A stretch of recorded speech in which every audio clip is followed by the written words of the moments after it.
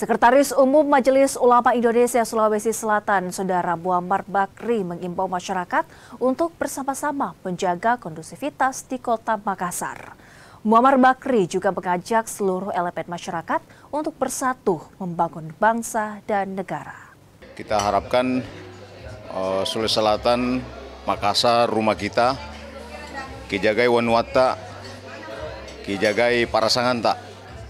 Disinilah kita hidup untuk bisa melakukan aktivitas dunia dan akhirat. Karena itu kita semua elemen masyarakat, mulai dari eksekutif, legislatif, dan juga rakyat, untuk bersama-sama bersatu padu untuk membangun masyarakat kita, bangsa dan negara kita.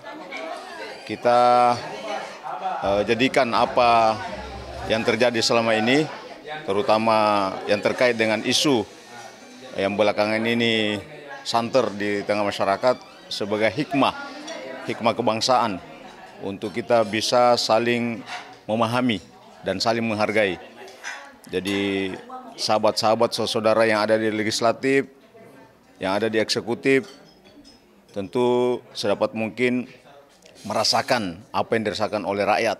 Demikian pula rakyat tentu juga kita berikan kesempatan kepada bapak, ayah, dan orang tua kita yang ada di eksekutif, yang begitu juga yang ada di legislatif, untuk kita amanahkan amanah rakyat kepada mereka untuk bisa memikirkan kemaslahatan rakyat yang lebih luas.